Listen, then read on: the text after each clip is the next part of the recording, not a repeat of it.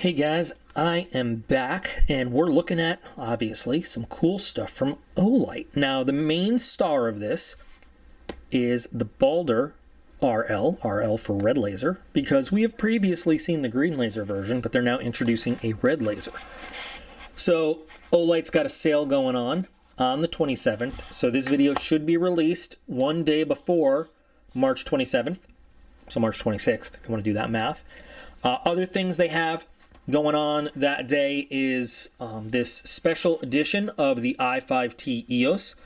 This is the copper version, which is pretty fancy, so we'll take a look. Even though we've already reviewed the i5T, you know what? Instead of doing the whole thing on the, we'll look at it, but I'll give you a link to the i5T video where we show the performance of that, so that we're not doing all that in the same video, but we'll show it. And then also the i3UV, which is a handy little UV light, tiny little one, which we've also looked at. So I can actually show you a link to that video as well, but I'll show you the light, since we've got all sorts of bundles available and all that stuff, and all that information will be available in the video description, because if I try to tell it to you, I'll mess it all up. But let's look at the main star of the show right now, which is the BALDR RL. So you can see on the box, all right, we've got a max of 1,120 lumens. This light might be a little bit more relevant to things going on right now because, well, let's face it, it is a slightly scary time in the world. I know a lot of people are getting their preferred EDCs and rifles ready just for various things because, you know, you might need it. I actually have the BALDR GL green light mounted on my AR right now because it's a really good light, and it's got a laser that is, for lack of a better word, bore-sighted with the center of the light itself. So you can have the laser and the light at once, and yes, you can actually see the laser in the center of the light, or you can go just light, just laser, or both. It's actually a pretty nice light to have mounted.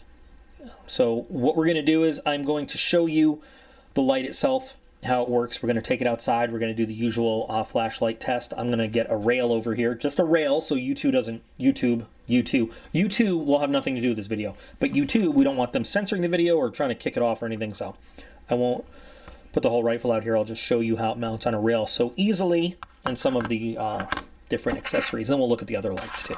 So inside the box, in addition to the light itself, we've got a little tiny wrench. Okay, so this wrench is in case you need to switch to your 1913 style rail over here. If you've got, you know, a Glock rail or a standard pick rail or something, this is going to work just fine for you. That's what I have on mine. This wrench also works with the laser calibration nuts right here. So you can actually adjust the XY of the laser to make sure it is calibrated exactly where you want it to be. If it's not pointing, you know exactly where you like it. So just looking at the overall package here, it's relatively compact, as you see. One thing you might not like is that, well, first we're going to take this out anyway. You can put rechargeable batteries in here, but it's not externally rechargeable, unfortunately. It does come with two C123 alphas, which is cool. Olight gives you good quality batteries to start with. So like I said, you can use rechargeable versions of these, but you can't externally recharge this particular light like you can some of the other ones, and I just turned it on by accident. It's got a little lever, unlocking and locking lever to get in there, which is very easy to use. Waterproof, of course. It's got an IPX rating of 4, weighs 4.5 ounces, and that's including both batteries, so doesn't really add much weight at all to whatever you're carrying there. The laser will run for 75 hours on its own, if that's all you're using. If you've got the laser on and you put this flashlight on high, the laser is only going to draw 5 minutes worth of power away from the light in terms of total lifetime, which is pretty good. So the laser really doesn't steal much power from the overall light itself.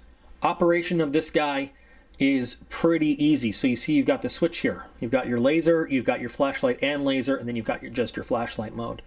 So click, and it's on, click again and it's off. If you hold down, you've got that on, and then when you let go, it turns off again. So you can do that momentary on for just when you want it, or you can just click and have it on until you switch it off. Now when you go for the light, that's pretty bright. So I don't know, I guess that's in high mode right there. If you double click, that switches your brightness down, back to high, and then click to turn it off. The light does the same kind of hold it down. So I'm gonna, okay. Light does the same where you hold it down for more than 1 second, and then it's in that kind of almost like a push to talk. It's a push to light mode. This is a strobe warning for people. If you want a strobe mode, hold down both buttons, and that gives you strobe. And there you go. From strobe, you can just hit one click and turn it off. You can't go directly from strobe to light. From light, you can go directly to strobe, and then off again. So simple features, because you know it's not meant for all sorts of fancy EDC. It is a very specific purpose that this is built for. Now, for the sale, it's got a limited edition gunmetal color, which I don't have. This is just the black one. But you know what I didn't show you? Here's the light and laser, and you can see, you know, the green one you could see much more clearly. I think maybe we'll see outside it working a little bit better. It's hard to see in here. It's hard to tell what you're going to see in the final video just looking at the little camera screen here. And this laser does not look exactly kind of in the middle. So you know what? I'm actually going to use this.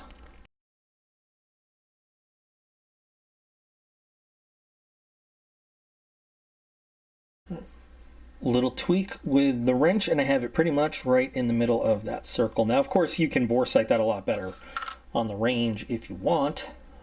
This is a standard forward from Mission First Tactical. This is actually what I use. So, undo your little retention clip there, put it on the rail, snap it down, and that's it. It's done. It's on there. It's not going anywhere. Very easy to get your hand on that switch, turn it on, turn it off. I mean, it all depends on where you have it mounted, but very easy to use, whether this is on a handgun frame, a rifle frame, or anything in between. Take it off, flip the clip, take it off, mount it somewhere else. Excellent, excellent. Very compact as lights and laser combinations go.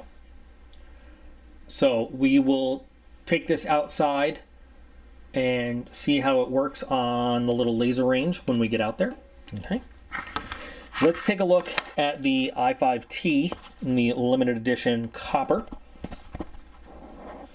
Of course, what's going to piss me all off is I'm going to get fingerprints all over this shiny thing. Again, remember in the, oh, look at that. Look, it's vacuum packed. Normal flashlights don't come like that. But you know why? Because they really don't want, yeah, it's copper. You don't want it turning green in the package, do you? So,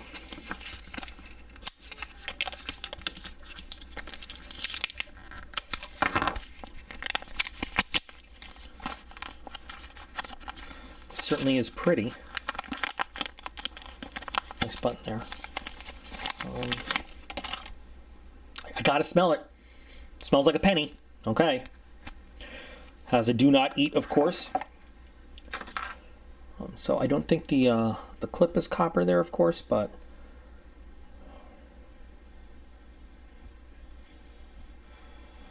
it's heavy. Heavier than the regular one. Raw copper. And I'm going to assume that we have to take something out of there. Yeah. GM cell. Interesting.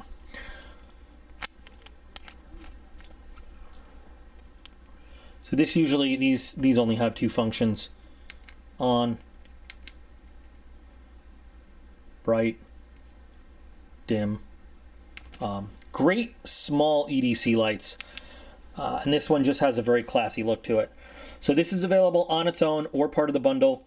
Man, it's a heavy little sucker, being all in copper, I guess, instead of aluminum. So like I said, I'll link to, I'll give you a link to a video showing off how this little flashlight works all on its own. Here it is next to the standard, and wow, significant weight difference. This one's way lighter, but this one is very fancy. So there you go.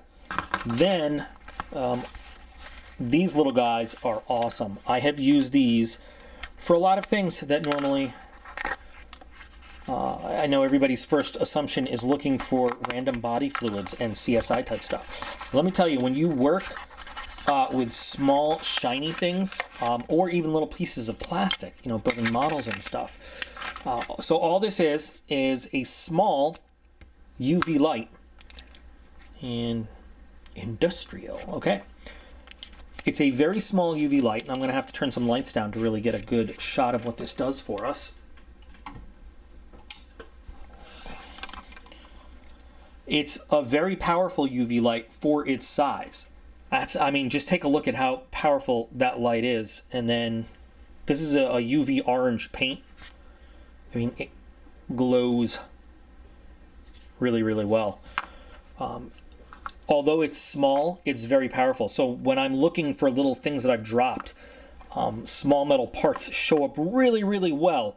They don't white out like a metal screw might in just bright white light.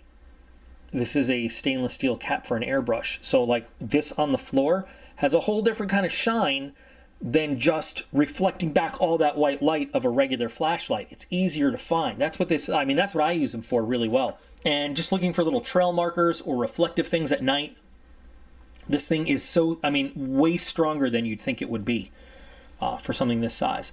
And again, I'll link to a video where we show it off in the video description so you can see its full use, but really cool. Okay, so I'm outside. There's a little ambient light, but it's pretty dark. As you can see, I'm waving my hand in front of the camera right there. Can't see anything. So real quick, for those who don't know how I do my flashlight tests, I have a haunted red shed.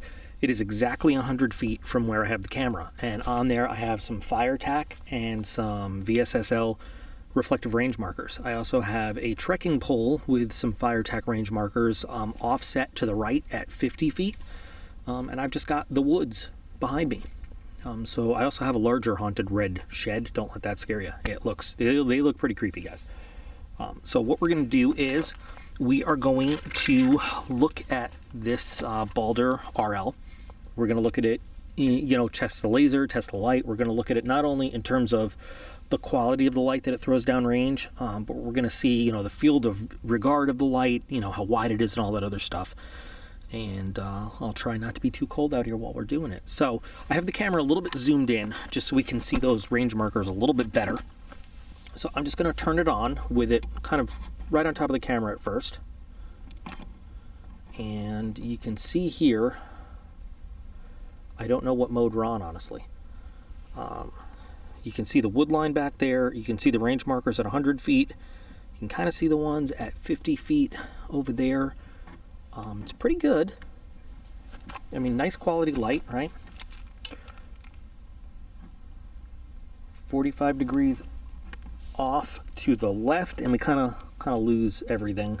Sweeping back through, turning off about 45 degrees off to the right at this point. And we are back. So I'm going to turn the light off.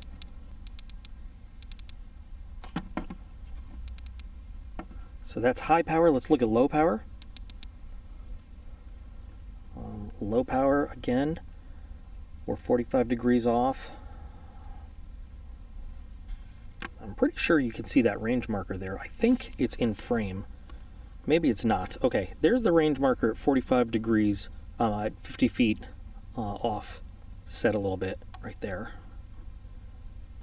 And even when it's not direct, you can see how it's still illuminating a little bit. Let me go back to high power,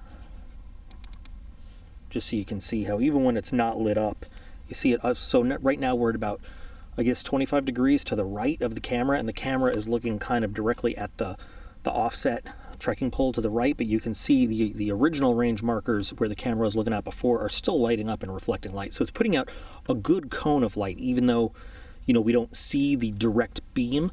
It's lighting up those reflective markers, which are about 45 degrees off from its center line. I'm sorry for all the geometry right now. I was about to say geology.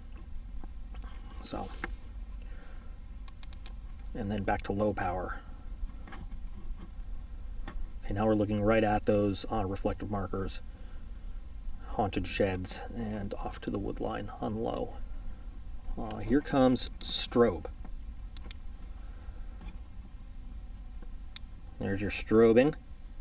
Okay. All right, now I'm going to go to laser only. And I'm kind of hitting right through the, you can see where it gets a little brighter on the range markers at 50 feet onto the haunted barn in the background. And we're hitting some trees off in the background in the wood line. My hand is almost in front of the laser, so that's not good. Rotating now towards the other haunted red barn. Now I'm kind of bouncing light off those other markers at 100 feet, so you can see it's pretty good. And the spot, you know, we're way off in the woods now, and I don't know if you can even see the laser. There you can. The spot remains nice and tight, precise, way off in the wood line. Okay.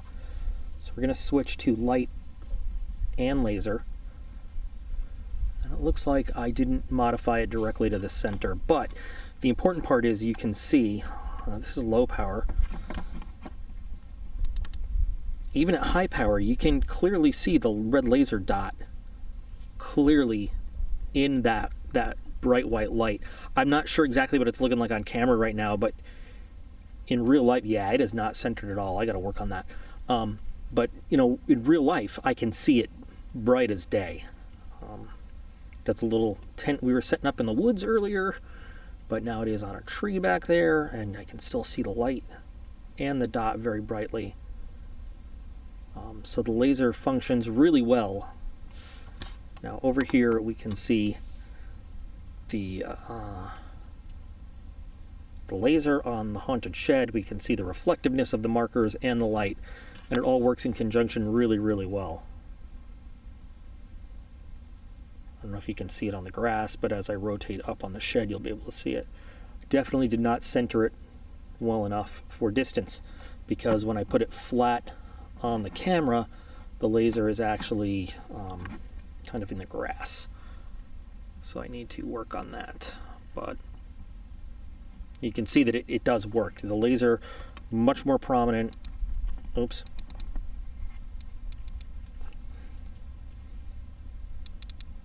Laser is much more prominent, obviously, if we switch to low power mode, but it works in both. So, very good quality light, good features, and I'm going to head back inside and we'll wrap this up. So whether you are interested in buying one of these on their own, or buying all of them, or looking for a cool bundle deal, great sale, and this is the time to maybe pick up something like this for use, because who knows what's going on.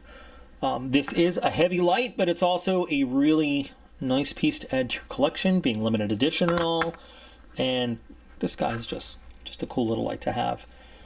So, as I've said before, check the video description for information on bundles and sale prices and all that stuff. Sale goes live on the 27th of March. There's also going to be a link to Olight's website in the video description where you can go for all the sale stuff. Of course, if you've got questions or, you want to comment on the performance of this, or, you can comment on these guys on their respective videos too. But I'm a big fan of Olight. I really like Olight stuff. My standard EDC is an Olight. I really like what they have. Streamlight's got some really good stuff. ThruNight's got some really good stuff. Nitecore's got some really good stuff. But I really like Olight. That's why I work with them so much, because, they've always been a brand that has served me really well, and I've used legit out in the field, out in the world, and it never let me down. What do you guys think? Your turn now in the comments, please. Hope you guys have enjoyed this. I've got more stuff on the way, but in the meantime, remember, you are all absolutely awesome. I appreciate every single one of you, and I will be back again real soon.